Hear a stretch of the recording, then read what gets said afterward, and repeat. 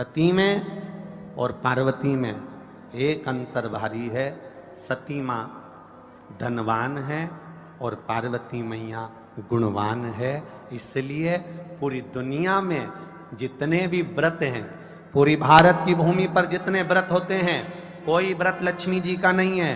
भारत की भूमि पर कोई व्रत सरस्वती मैया का नहीं है। भारत की भूमि पर कोई व्रत इंद्राणी का नहीं है। भारत की भूमि पर कोई व्रत किसी देवी का नहीं है। जितना भारत की भूमि पर एक व्रत भारी है वो है माता पार्वती जी का। तीज का व्रत करोगे तो पार्वती जी का है, चतुर्थी का व्रत करोगे तो पार्वती जी का है, छठ का व्रत करोगे तो पार्वती जी का है। आप जितने व्रत देवी जी का करोगे नवरात्र में तो पार्वती जी का है। भारत की भूमि पर जितने व्रत हुए नारियों के, छोटी तीज, बड़ी तीज, हरतालिका तीज, करवा चौथ, जितने चतुर्थी के व्रत, जितने तीज के व्रत, जितने छठ के व्रत, जितने भारत की भूमि पर हुए, ये सब माता पार्वती जी के हैं। पार्वती के क्यों हैं?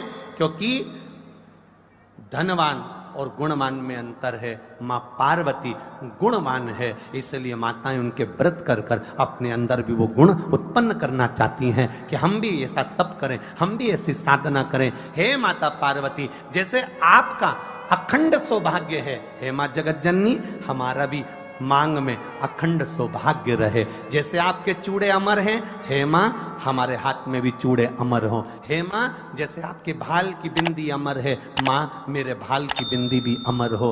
हे माँ जैसे आपके नैनों का सुरमा, बालों का गजरा अमर है, हे माता पार्वती हमारे भी नैनों का सुरमा और बालों का गजरा अमर कर देना। बस इतनी सी कृपा नारी माता पार्वती से मांगा करती है, माँ पार्वती से चाहती है।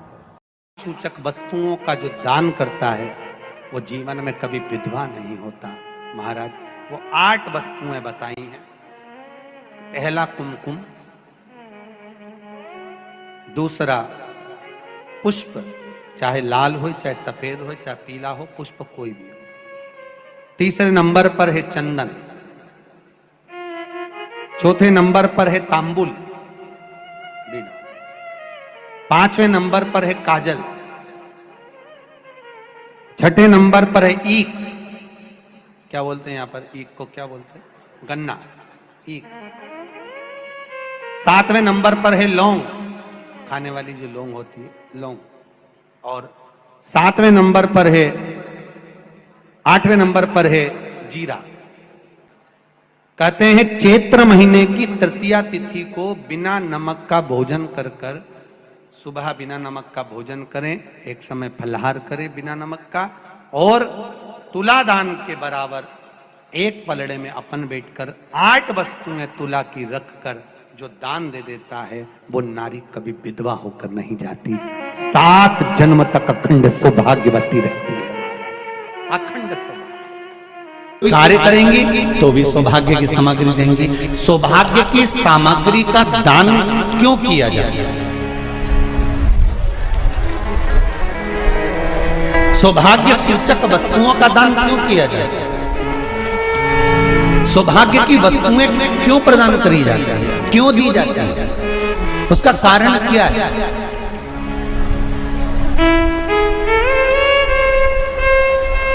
क्यों देते हैं? महाराज भारत की भूमि की सौभाग्यवती माताओं का एक मन की अभिलाषा रहती है। भारत की भूमि की माताओं की एक अभिलाषा रहती है कि जब उसके प्राण छूटे तो अखंड सौभाग्य धारण करके पति के कंधे पर और पुत्र के कंधे पर शमशान पर।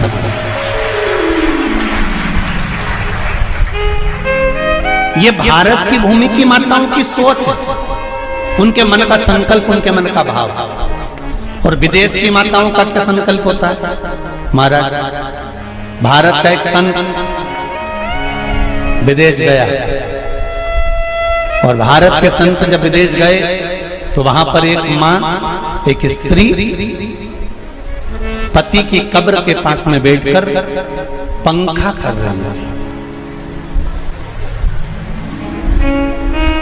भारत के संत को बड़ा दुख हुआ, देखो हमारे यहाँ की माताएं तो पति के साथ सती हो जाती हैं।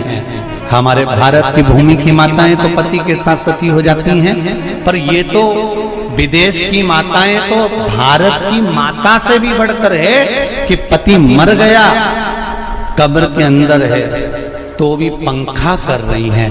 ये तो इनसे भी बड़ी है, भारत की माता से भी बड़ी ये विदेश की माता।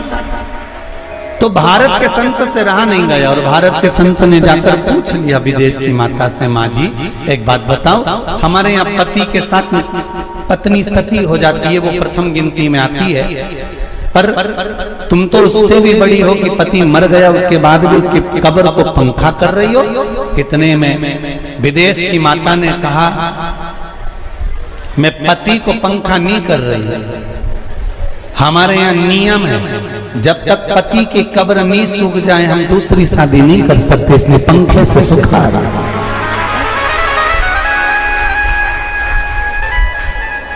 इसलिए पंखे से सुखा रही है।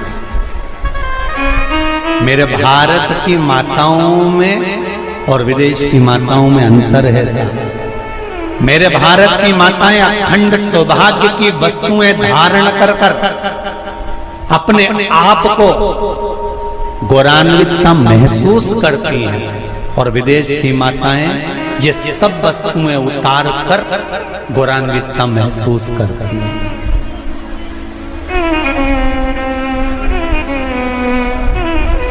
क्यों देते हैं चूड़ी का दान, क्यों देते हैं बिंदी का दान, क्यों देते हैं अखंड सौभाग्य का दान? किस महाराज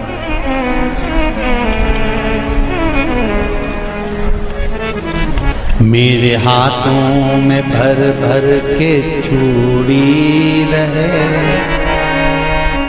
मेरे हाथों में भर भर के चूड़ी, और मैया कोई काम नहीं, मेरे मस्तक पे चमकती चूनर रहे, मेरे मस्तक पे चमकती चूनर रहे, और मैया कोई काम नहीं,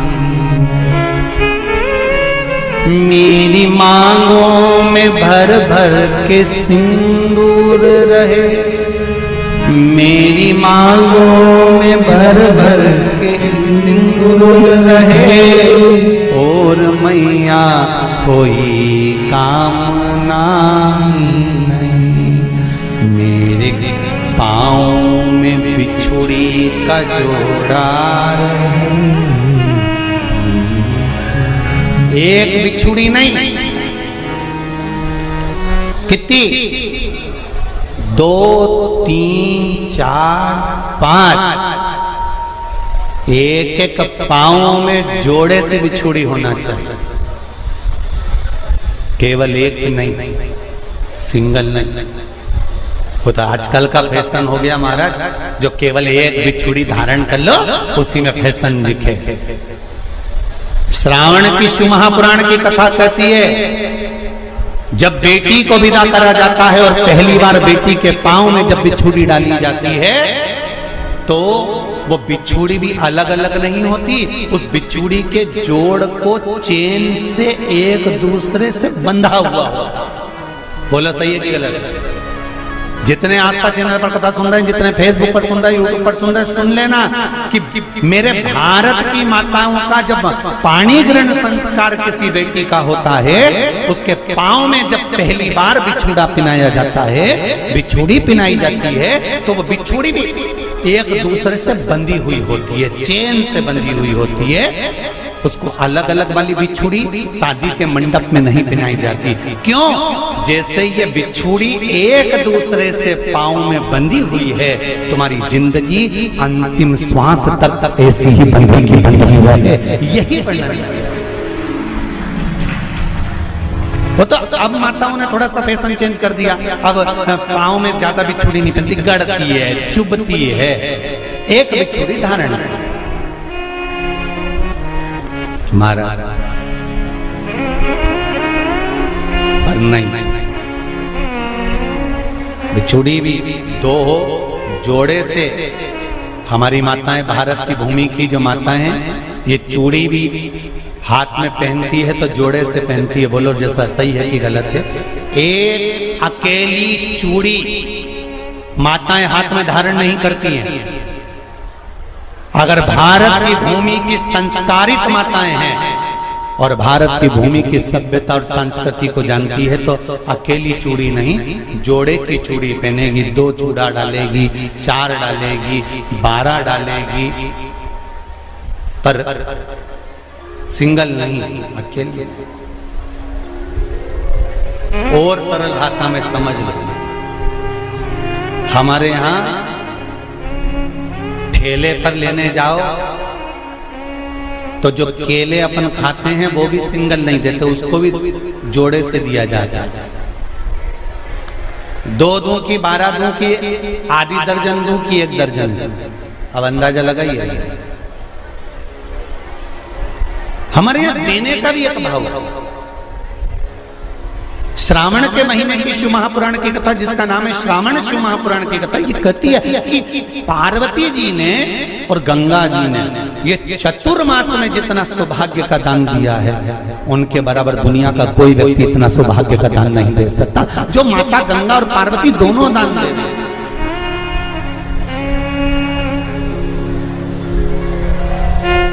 प्रतिदिन दे रहे हैं। और अब तो फैशन आ गया, तुम लोगों जो सौभाग्य का दान देते हो प्लास्टिक की डलिया में देते हो। पर एक एक पुराण को उठा कर देख लेना, एक एक उद्यापन को उठा कर देख लेना। जितनी तुम कथा तुम्हारे घर में छोटी छोटी कथाओं की पोथियां पड़ी हो, उनको उठा कर देख लेना। उसमें नहीं लिखा कि प्लास्टिक की डलिया में सौभाग्य की वस्तु का दान दिया जाता है। उसमें लिखा है बांस की पिटारी में, बांस की डलिया में सौभाग्य की वस्तुओं का दान दिया गया। क्यों? क्योंकि बांस वंश की वृद्धि करता है, बांस सौभाग्य की वृद्धि करता है, और बांस अखंड सौभाग्य। जैसे बांस का पौधा बढ़ते चले जाता है, बढ़ते चले जाता है, उसी तरह बांस की डलिया में जब दान दिया जाता है, बांस की टोकनी में जब दान दिया जाता है, तो ये भाव रखा जाता है कि तुम्हारा सौभाग्य ऐसे ही बढ़ता रहे। पर अब थोड़ा सा फैशन चेंज हो गया तो प्लास्टिक की डलिया, पर प्लास्टिक की नहीं,